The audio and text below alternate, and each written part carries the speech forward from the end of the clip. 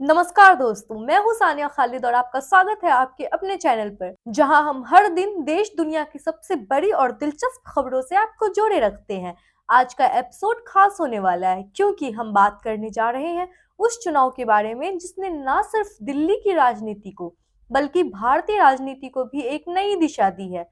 जी हाँ, हम बात कर रहे हैं दिल्ली विधानसभा चुनाव 2025 की। यह चुनाव न सिर्फ एक राज्य का चुनाव है बल्कि यह पूरे देश की राजनीति पर असर डालने वाला एक अहम मोड़ साबित हो सकता है। दिल्ली, जिसे हम देश की राजधानी के रूप में जानते हैं, केवल प्रशासनिक और राजनीतिक दृष्टिकोण से ही महत्वपूर्ण नहीं है, बल्कि यह भारत की सांस्कृतिक, सामाजिक और विविधतापूर्ण पहचान का भी प्रतीक है। यहाँ की सड़कों पर आपको आधुनिकता और परंपरा का अद्भुत मिश्रण देखने को मिलता है, जो इस शहर को अपनी तरह का अनोखा बनाता है। दिल्ली न केवल भारत के दिल की धड़कन है, बल्कि यहाँ की राजनीति हमेशा राष्ट्रीय और अंतर्राष्ट्रीय मंचों पर चर्चा का विषय रही है। दिल्ली विधानसभा चुनाव केवल एक क्षेत्रीय चुनाव नहीं होते, बल्कि ये पूरे देश की राजनीतिक दिशा और दशा को प्रभावित करते हैं। दिल्ली विधानसभा चुनाव 2025 को लेकर राजनीतिक गलियारों में काफी हलचल है। यह चुनाव इसलिए भी खास है क्योंकि यह पिछले कई वर्षों की नीतियों, वादों और उनकी प्रभावशीलता की परीक्षा का समय है। आम आदमी पार्टी, जिसने 2015 और 2020 में ऐतिहासिक जीत दर्ज की थी, एक बार फिर सत्ता में वापसी की कोशिश कर रही है। वहीं भारतीय जनता पार्टी और कांग्रेस अपनी खोई हुई जमीन वापस पाने के लिए संघर्ष कर रही है।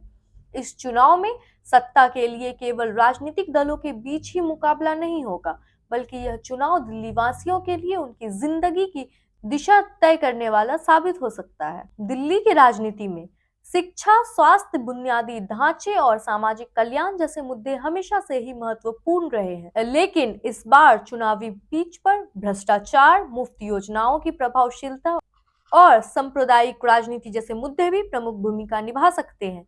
इन सभी मुद्दों के बीच इस चुनाव की गहरी समझ और उसकी सटीक भविष्यवाणी करना बेहद कठिन है। तो आइए इस वीडियो में हम दिल्ली की राजनीति के इतिहास से लेकर वर्तमान तक के सभी पहलुओं पर गहराई से चर्चा करते हैं। भारत के आजादी के बाद दिल्ली को केंद्र शासित प्रदेश का दर्जा दिया गया था, जिससे यहाँ की सभी प्रशासनिक और राजनीतिक गतिविधियां केंद्र सरकार के अधीन थी।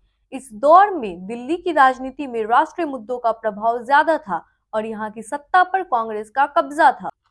1952 में दिल्ली में पहला चुनाव हुआ, जिसमें कांग्रेस पार्टी ने भारी बहुमत से जीत दर्ज की।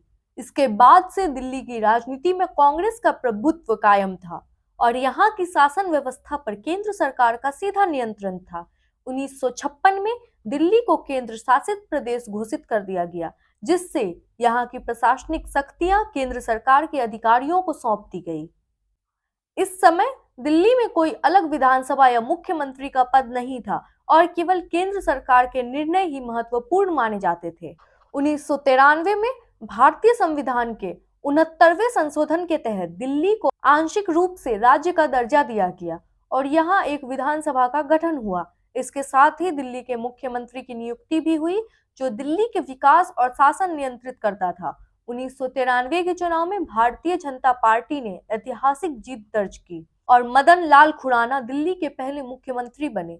इस समय दिल्ली में बुनियादी ढांचे के विकास, प्रशासनिक सुधारों और नई योजनाओं का जोर था। हालांकि ये सत्ता का दौर स्थिर नहीं था, क्योंकि 1998 में कांग्रेस ने फिर से दिल्ली अपनी वापसी की और शीला दीक्षित मुख्यमंत्री बनी।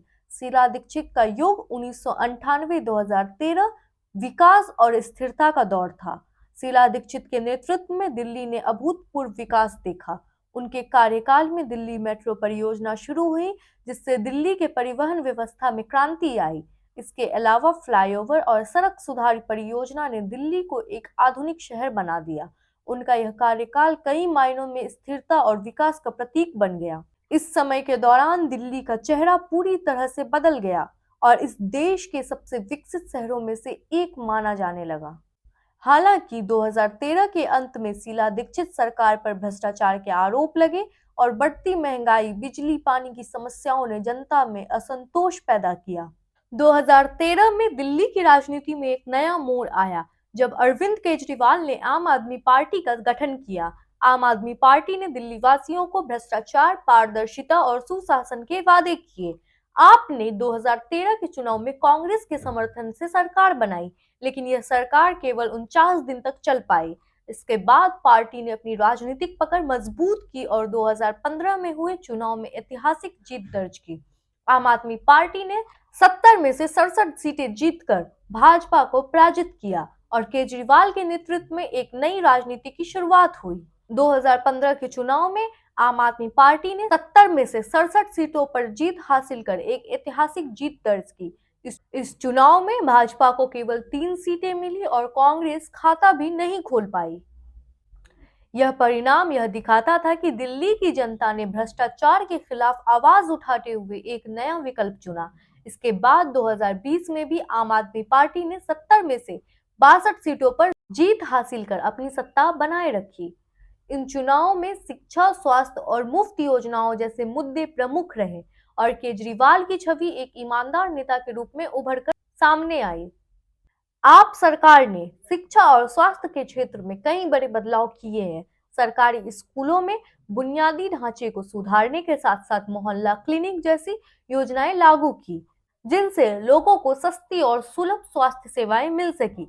इसके बावजूद विपक्ष का कहना है कि इन योजनाओं का लाभ केवल एक सीमित वर्ग तक ही पहुंचा है और असली सुधार की जरूरत है। आप सरकार ने दिल्ली वासियों को मुफ्त बिजली, पानी और महिलाओं के लिए मुफ्त बस यात्रा जैसी योजनाएं दी हैं।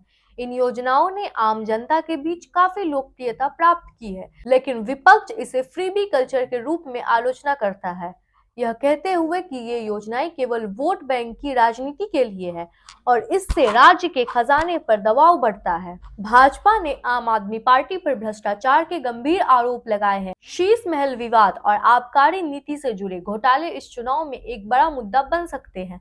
आप सरकार पर यह आरोप भी लगाया गया है कि उसने अपने लिए अनुचित लाभ प्राप्त करने के लिए नियमों का उल्लंघन किया। दिल्ली में प्रदूषण एक गंभीर समस्या बनी हुई है। सरकार ने इसे नियंत्रित करने के लिए कई कदम उठाए हैं, जैसे कि दिल्ली सरकार ने किफायती और प्रभावी प्रदूषण नियंत्रण उपकरणों की शुरुआत की है, लेकिन प्रदूषण की समस्या अभी भी गंभीर बनी हुई है। यह चुनावी मुद्दा न केवल दिल्ली के लोगों के लिए बल्कि राष्ट्रीय स्तर पर भी महत्वपूर्ण बन सकता है। भाजपा ने हमेशा अपने प्रचार में हिंदुत्व और राष्ट्रवाद को प्रमुख आधार बनाया है।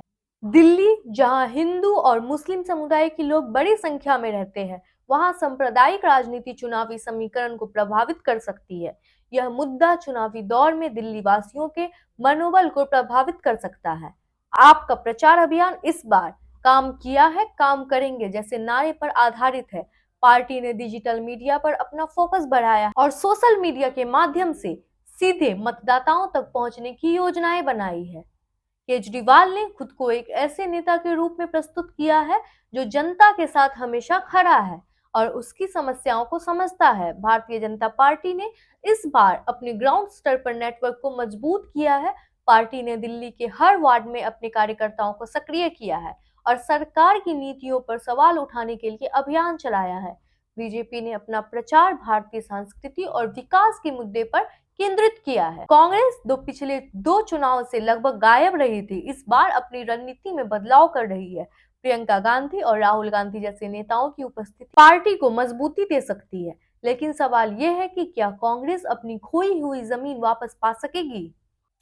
दिल्ली के मतदाता अपनी राजनीतिक समझ और जागरूकता के लिए जाने जाते हैं। वे जानते हैं कि किस पार्टी को वोट देना है और किसे नहीं। 2025 के चुनाव में जनता के मूड को समझना बेहद महत्वपूर्ण होगा।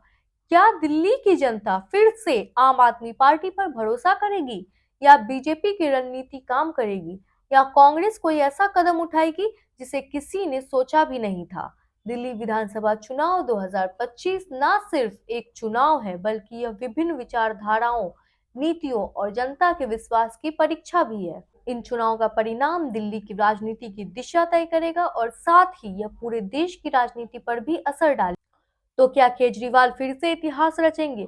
क्या बीजेपी अपनी रणनीति से बाजी पलट सकेगी या कांग्रेस अपने दम पर कुछ बड़ा करेगी? इन सवालों के जवाब हमें चुनाव के परिणाम में मिलेंगे। तो दोस्तों, हमारे साथ जुड़े रहिए। हम आपको हर नई खबर, हर अपडेट और हर विश्लेषण सबसे पहले देंगे। अगर आपको यह वीडियो पसंद आया हो तो इसे लाइक करें, चैनल को सब्सक्राइब करें और अपने दोस्तों के साथ शेयर करना ना भूलें। अगले एपिसोड में फिर मिलेंगे एक और दिलचस्प विषय के साथ। तब तक के लिए अपना ख्याल रखें और याद रखें, आपकी राय ही लोकतंत्र की ताकत है। धन्यवाद।